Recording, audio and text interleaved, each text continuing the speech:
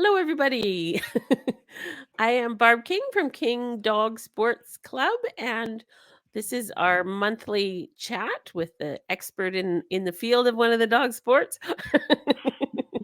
So this month we have Alyssa Crannis, and she's going to talk about the Agility Association of Canada. But before we get into that, uh, tell us about yourself, Alyssa. Who All are right. you? Who am I? So my name's Alyssa Crannis. I started agility in 2007 as a hobby with my first dog, Katie. She's just a rescue poodle mix. And we took a 3-day agility camp for it, and it was very intensive and a lot of handling, and I knew nothing. It was a lot. So just dove right into the sport right away. But I grew up in Quesnel, but currently I live in the Kamloops area. When I grew up with a Basset Hound, basically just named Dally. So I didn't have any crazy dogs at the time, just Katie, who was my grandma's dog. And then when I started with Katie, I eventually got a dog named Envy, who was a border collie, and he was obsessed with the sport. Just a little. And yeah, he loved it. And eventually he got his Atch, which is the agility champion title. And yeah, he loved the sport. My current dog is Kirby, and he's a 1-year-old border collie. So we have a 18-year-old dog in the house and a 1-year-old dog in the house. So it's very, very busy and different. Yeah, And the 18-year-old is the original agility dog. Still yeah, kicking. she's still alive. I'm currently running my coach's dog named Charlie in agility. She's about 9 years old, but she's still loving the sport and doing amazing in it. So we just got back from regionals and did amazing. She qualified for nationals and had a first place run. So that's all good stuff. Yeah, you'll have to And, share that in the group so everyone can see it too. oh yeah, and I made a compilation video of her whole weekend and stuff. But Cool. I can share all that. Yeah. Yeah. That's a little Yeah, I bit about watched. me. It's mostly dog training is mostly a hobby for me, as my full-time job is a graphic designer. But yeah. Yes, and we met probably doing agility lessons here in Quesnel a Oh number of yeah. years ago. Is that what it was, or at a trial or something? But Something, yeah, yeah. And then she yeah. did graphic design for me too. So All the things. yes. Yeah. So what are your credentials now? So You're the I'm currently a CWAG scent word judge, but also an AAC Starters Advanced judge, which I just got, I don't know, a couple months ago. I got my full judging for AAC. Yay. Well, just not Masters. So there's the Starters Advanced and Masters levels, but so I'm just covered under the Starters and Advanced currently. That was about a 3-day course, and a lot about like the rules and the safety and all that stuff. And yeah, Cool. and then just been doing it since, for what is it, 16 years, 17 years, something like that. Yes. You're just a baby, but you started really young. I did start very young. I think I was like 15 when I started, so it's yeah. So you can still run. Yes, kind of. I joke that I run really funny, but yeah. We get there. Yeah. Yeah. So now you've got Katie and Kirby, and what all sports do you do with them? So Katie's not doing anything. She just walks around the backyard and sleeps. But she mostly just did agility. She did some trick, the trick program when she was younger. And then she started in scent work, but I don't think even started on any scents or anything. And then I think when she was like 11, she started dog diving and did a little bit of that. She would have been great in her prime at dog diving because she loves water and all that stuff. And then Kirby, he's just starting in agility.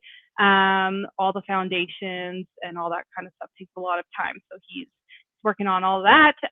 He started scent work, and eventually we'd like to get into dock diving with him too. So those are my 3 main sports: is agility, scent work, and dock diving that I do.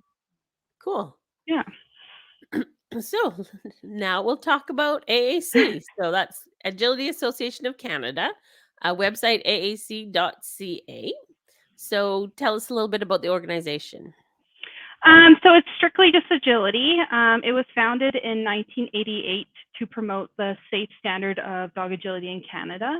Um, that's basically all the history about it. Yeah, I don't know what else to say. I know the I'm gonna, website doesn't have a ton. Um, yeah, I think agility as a sport started in the UK and was brought over around around that time 88 I think. apparently. Yeah, Yeah, grad around that time. 88. Is that the year you graduated? Yeah. That's funny. So what made you choose agility as your sport? Um, so I just kind of found it online. Like I saw lots of YouTube videos of people doing agility, and I was like, that looks like fun. My grandma had Katie for about a year, and I was like, oh, I would like to try that sport. Um, yeah, just seeing people online, I was like, that looks like a lot of fun. And yeah. And I'm going to interject a little bit here just because so many people do that. You see something online and you're like, it looks so fun. And I'm here to say it's way harder than it looks on the YouTube videos. Because my, Yeah, it's a yeah, lot. Like there's a lot of handling and side changes and the dog learning to be safe on the equipment and yeah, all yeah, my main recommendation is do not do what I did. Don't jump right into agility. Get a little obedience on your dog first. that stuff. Yeah, that's always a plus. Yeah. Sit stays are nice, but not I don't fully need them. But yeah, obedience A helps little for sure in recall when agility. they run off down the field. Recall is a good one. Yes. Yeah. um, but yeah, but AAC is like the main organization in BC for agility trials. Um, there is some CKC trials, but nothing like too like I think Kelowna holds a few, but nothing too close or anything. So that's kind of why we've gravitated towards AAC, is it's the main agility thing in Yeah. Canada. Yeah, they're huge in Canada, and as far as I know, the other ones are CKC, which is Canadian Kennel Club, and there's a few trials around, UKC or no, UKI, UKI, yeah. which is the UK one, but they also do online trials, which I like because I can just play them in my backyard, um, They have some and local-ish trials too. Like there is some I think there's in a few now. Vancouver, Oh, and cool. I did. We had one here in Kamloops that I went to, but yeah. Cool. And the other one is I always pronounce it wrong. Nadac. Hmm. There's a few, still not a ton in Canada, but they have some. But AAC is definitely the largest, and you can find them just about anywhere. Yeah, almost every So city has one, or yeah, one or two trials a year, or yeah. yeah. So so basically they have a bunch of different games. So let's talk about the games. Yeah, because so it's agility only. I have a few things about like the categories and stuff like that we can get into before we get into Okay. the game, so then people know kind of roughly what they're signing up for. So AAC has 4 categories. So that's what the dog is jumping at or competing in. So there's the regular, specials, veterans, and junior handler programs. Um, Dogs. Oh, so it's just a regular is what the dog measures into, or you can compete into a jump higher or like a jump class higher. Specials is a jump class or like a class lower. And then there's a few other benefits such as like no specialty jumps and a lower A-frame. So the example that I always use for people is Katie for that one. So it was different jump heights back in the day. But Katie is 17 inches at her withers or shoulders. And so she was supposed to jump 22 at the time. And I was like, no, I don't want all that on her body. I would like her to jump lower. So I put her into specials. So she only had to jump 16 at the time. Yeah, so that's kind of what specials is. And then there's veterans where dogs can enter at the age of 7. And it's kind of the same benefits as specials, but then they have modified course times too. So a little bit more time for the older dogs. So the jump heights are 4, 8, 12, 16, 20, and 24 that your dog can jump into. And then there's the 3 levels. So there's masters, advanced, and starters. And then there's a bunch of course types that we can kind of get into. How do I share my screen? Okay, on the bottom it Present. said present, yeah. Share screen. Is it going to pick the right screen? Let's see. I don't know. What else do you have Um, on your computer that you don't want us to see? this won't work. I have 2 screens, so let's see if Okay, here did, it is. I did it go to can the right add it screen? in. Oh, There we perfect. go. Awesome. Okay. So these are some course maps that I designed for our local trial in Kamloops for May 7th. So I'm just going to go through the starters ones. There's different things that can happen in like starters versus advanced, like a little bit more rules between faults and things like that. But a standard course is just a numbered course containing all equipment. So on this map, like you can see, there's the A-frame here. We've got a specialty jump here, the tunnels, the weaves, a teeter, a dog walk, and another specialty jump, which is the tire here. So it's just a straightforward course that the dog is going to go number to number with the handler. And then on a map, you'll see a start and finish line of where to start your dog and to finish. So that's standard. It's pretty standard and straightforward. Can you read the things on the bottom? I can't read them, but Oh, okay.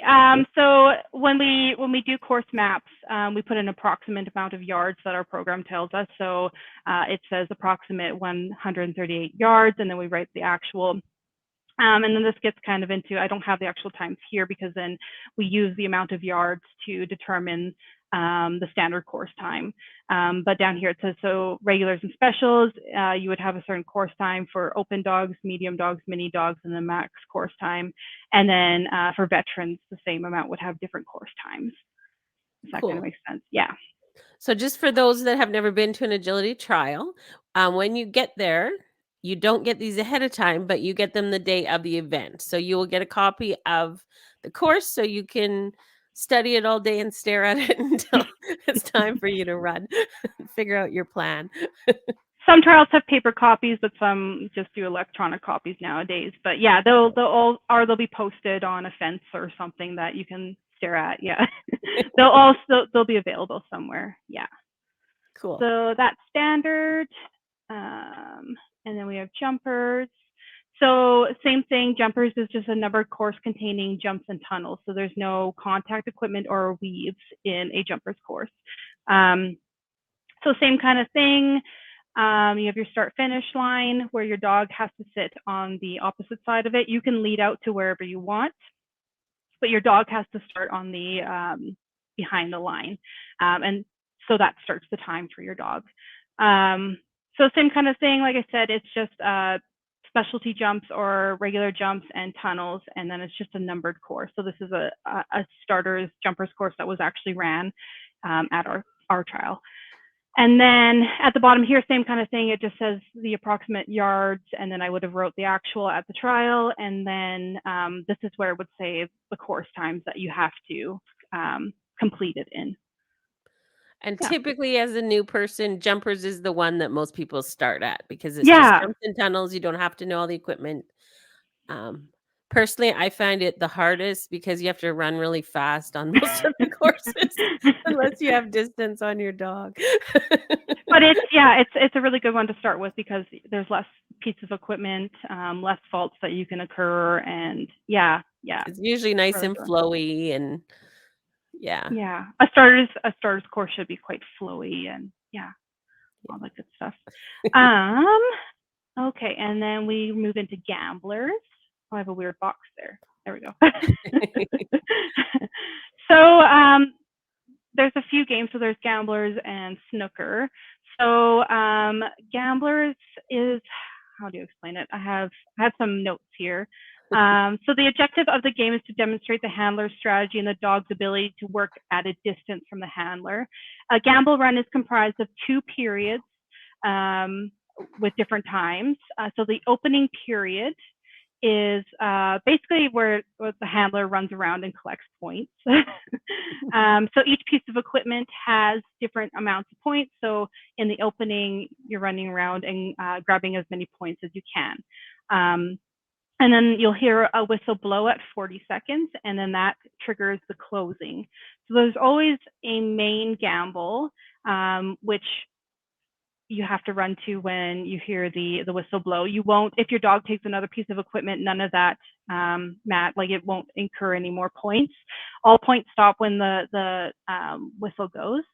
And then you go into your main gamble, which is a distance thing as well, right? So the one in this map here is jump, tunnel, jump, all behind this line here.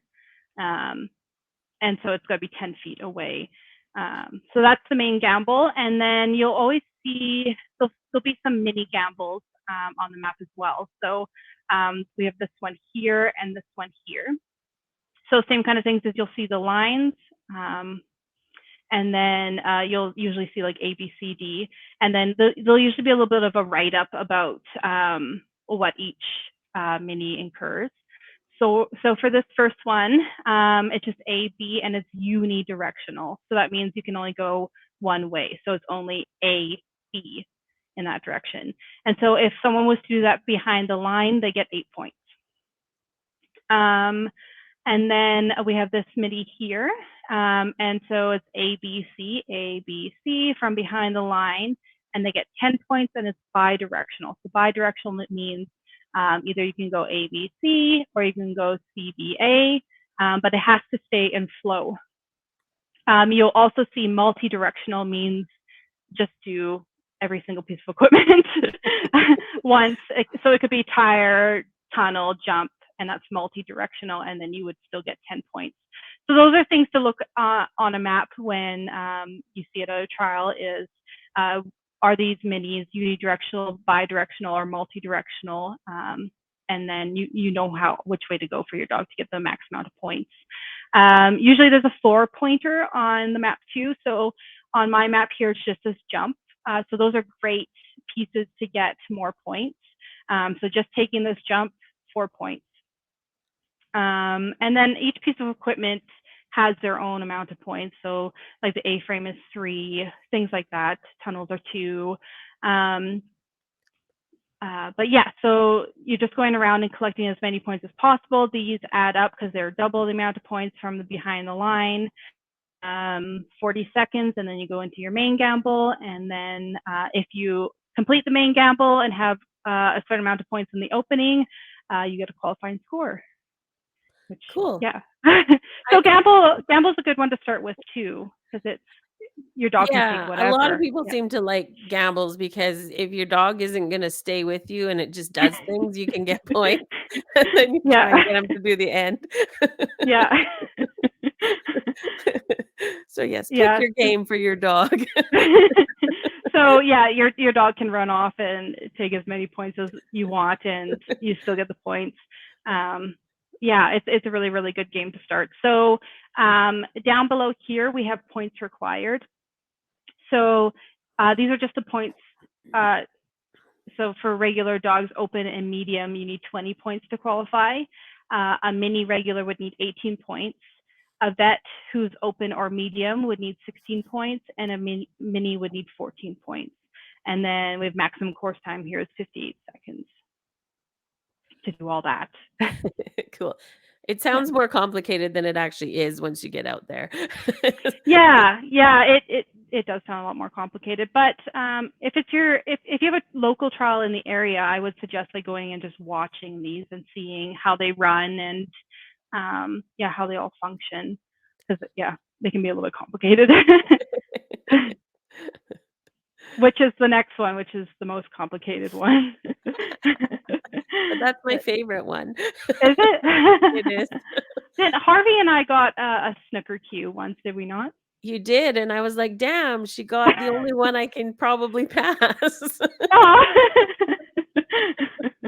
Toby's only AACQ was snooker. Aw. So the last game is snooker. So it's really complicated. So the same is that there's an opening and a closing. And so on my map here, I have start on any red, but some judges will have you start from the finish line. So what they mean by red is these 1 point jumps here. So there's usually 4. So one here, one here, one here, and one here. And so we call them red jumps. So if you were to start this course, you would start on a red jump. And then in the opening, you get to decide what course you want to do. You have to attempt 3 red jumps and obstacle sequences. So yeah, the main part of snooker is in the opening, you're attempting 3 red jumps and obstacle sequence. And then there's no whistle that blows. You just go into the closing, which is just a numbered course. So it'd be the 2, 3, 4, 5, 6, 7 is the closing. So for example, like it says here, start on any red. So we could start on this red up here. Can you see my cursor kind of in the video? Hopefully. Okay.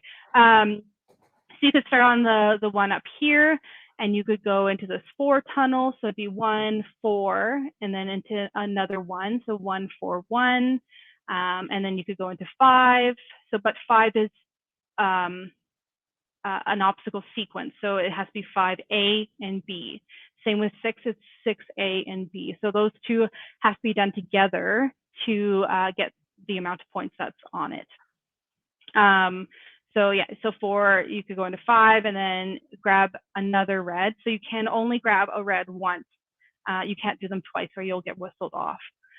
So you can grab a 1 again and then go into 7 and then another 1 and 7 again. You could even do 3 7s if you wanted. There's no limit to which ones you pick, just the jumps. You can only do them once. So once you've done all your points in the opening, you go into your closing. So as I said, it's just numbered. There's not a 1. You just go into 2, 3, 4, 5A, 5B, 6A, 6B, and 7. So even if you don't get all the way to 7, you could still cue the course depending on how many points you gained in the beginning sequence. Yes, correct. Yeah. Yeah. So you just have to get the points below to qualify. So the maximum course time for starter snooker and advanced snooker is 60 seconds. So that never changes. So for regulars and specials dogs, open and medium, it's 37 points to qualify. A mini, it's 35 points to qualify. A veteran open or medium, it's 32 points. And a mini vet is 30 points to qualify. So with this one, I would just make sure that you read the map. This one I would definitely grab a map for, or ask the judge beforehand in the briefing any questions you have, because it can be quite specific. So like in my little box up here too, it says opening all combos and obstacles are bi-directional. So like we said, bi-directional is A, B or B, A, not like if there was a C, you can't. You have to do it in order. It has to be A, B, or B, A. And then for closing, 2 is bi-directional, and then all others are as coned. And that's pretty straightforward. Like, well, you might find another bi-directional piece somewhere, but usually it's as coned. So it just becomes a numbered sequence. Right. Okay. Yeah. And so the other thing with snooker that makes a lot of people scared to do it is the minute you screw up, you get whistled off. Yeah. You can have very short, snookers. Or your dog dumps. If your dog takes the wrong thing, you're gone. So yes, yeah, it's very specific. There's a lot more rules to it too, so I would suggest reading the rule book on it, or like I said, asking the judge in the briefing. When you go to a competition, especially for snooker and gambles, so there will be a judge who goes over the specifics of that specific course beforehand. yeah. Yeah. And then yes, so they'll go over it. You can ask any questions you want of the judge at that time if there's any confusion, and then they give you, I'm not sure how many minutes, but you have some time to walk the course without your dog, and get comfortable with how you're going to handle the course without your dog. Yeah, it's usually about 7 minutes, 5 to 7 minutes that you get to walk the course by yourself, and yeah. Right. figure out the best path forward and all that good stuff. Cool. Yeah, so that's snooker. I'm going to go into a few other ones, but I don't have any maps for them because they're technically labeled under master's classes, but you can enter most of them at any time. So the first one being steeplechase. So the objective of steeplechase is to demonstrate the dog's ability to run and jump at high speeds while still maintaining control on an A-frame and in the weave poles. The dog is required to perform each obstacle as the handler's direction and in sequence indicated by the judge. So it's about speed. It's supposed to be a fast, flowy course about speed. You will always find an A-frame and weave poles on the course. Usually, and you'll have to do one of them twice. So it'll either be the A-frame twice or the weaves twice. But yeah, it should be a fast, flowy course. You can enter it at any time, but it is considered a master's class, although it should be quite flowy. It's fun to Yeah. watch. Yeah. It's fast. It's yeah, a fast course. The other one being team relay, which you like in Quesnel, they don't usually have that many team relays, do they? No. We have them quite often up here, which is pretty fun. So team relay, the objective is to demonstrate team spirit, strategy, and sportsmanship, as well as the dog's acceptance of another dog performing in the ring. A relay team consists of 2 dogs and 2 different handlers. During their run, team partners are allowed to encourage each other and help each other.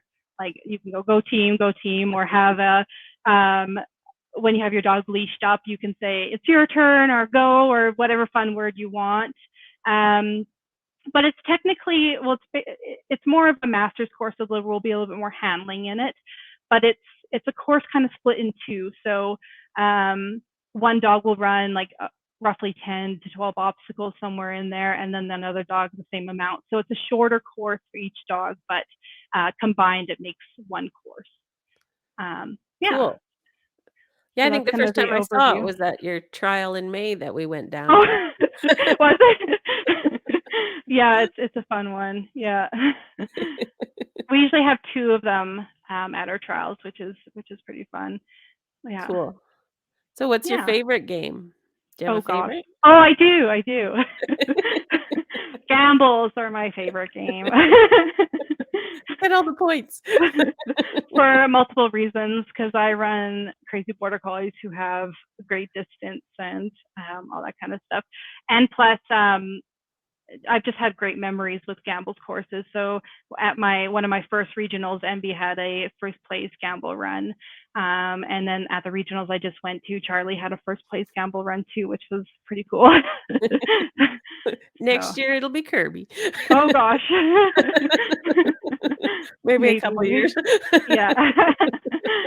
Yeah, and like we said before, it's a great course to one of the first ones to bring your dog into if you're starting agility, or will come into AAC trials. It's a great one because it doesn't really, there's not a lot of handling in the beginning, and then the main gamble should be quite easy, and the main gamble won't have weaves or contact equipment in it for starters dogs.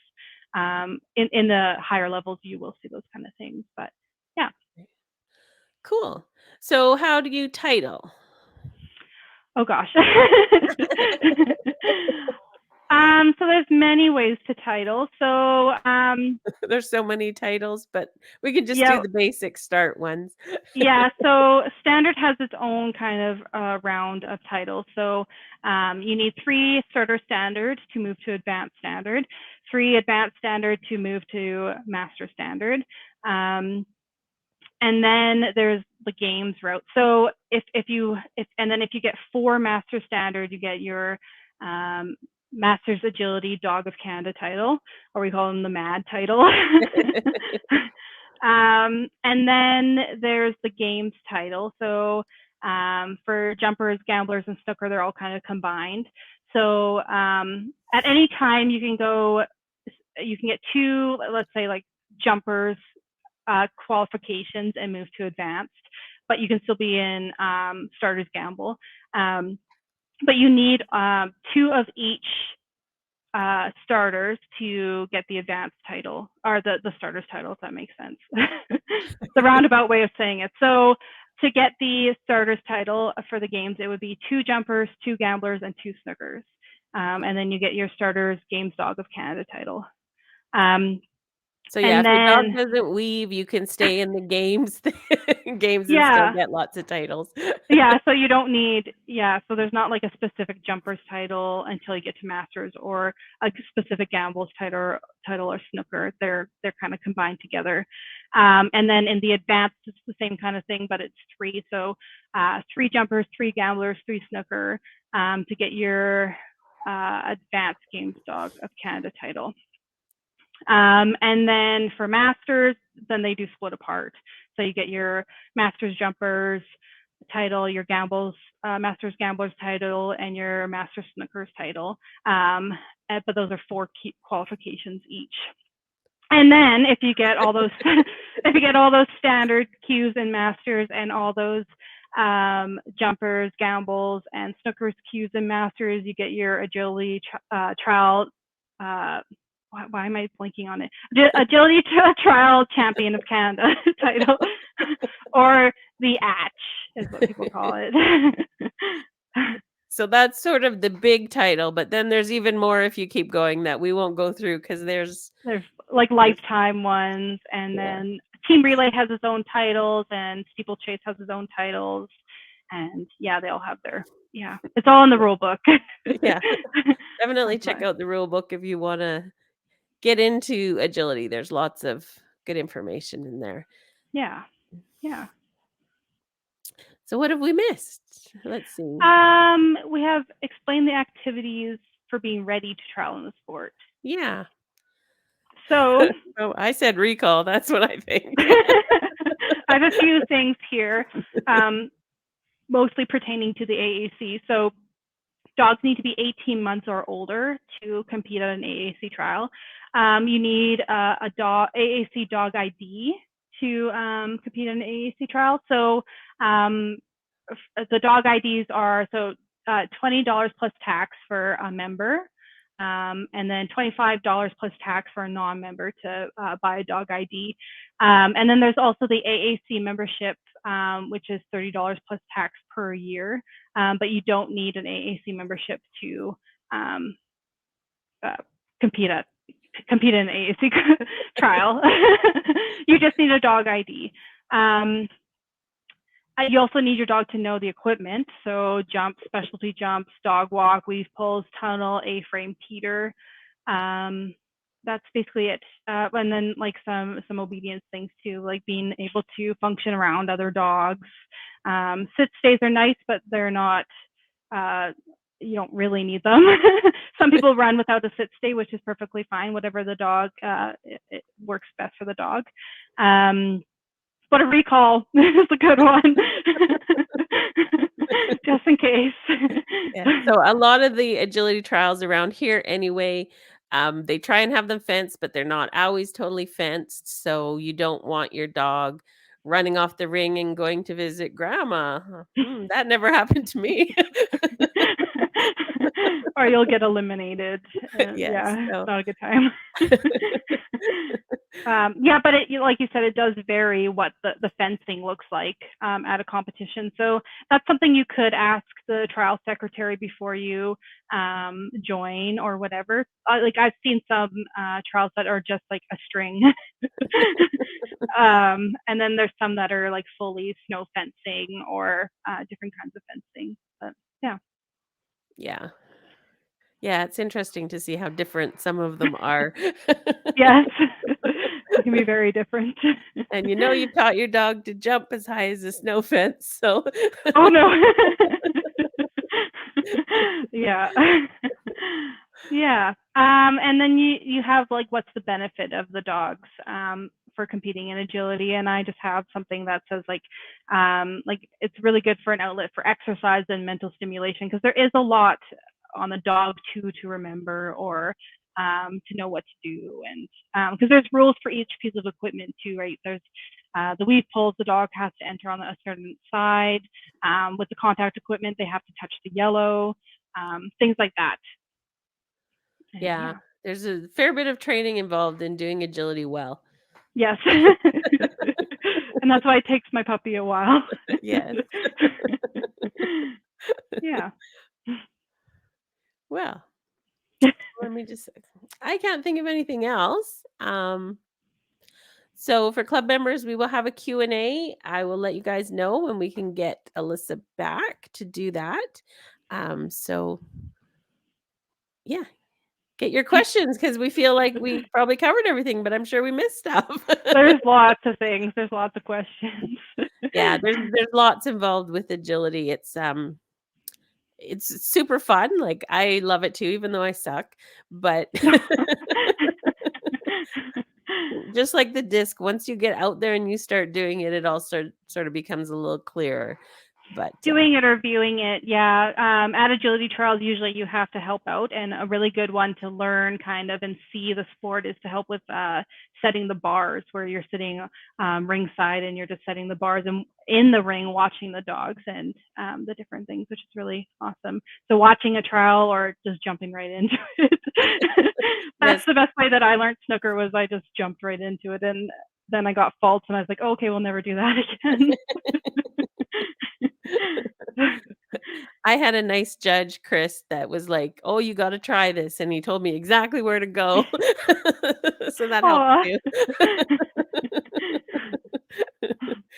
So, yes, your judges are your friends. Yes, we're very nice, I swear. And sometimes we're just as nervous, especially when we're new. Yes. Yeah.